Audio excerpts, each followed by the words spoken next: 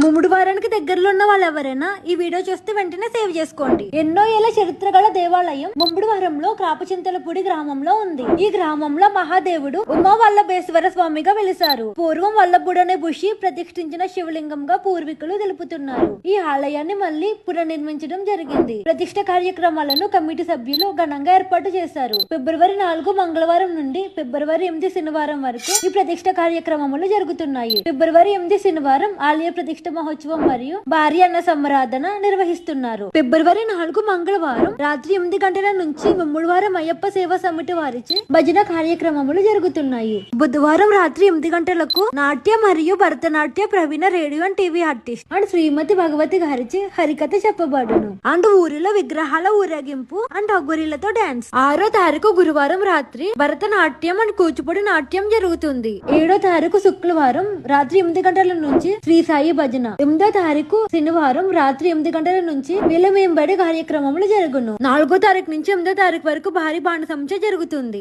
ఈ అడ్రస్ ముమ్ముడువారం దగ్గర కొండలమ్మ చింత దగ్గర ఉన్న క్రాపచింతలపూడిలో ఉంటుంది ఈ టెంపుల్.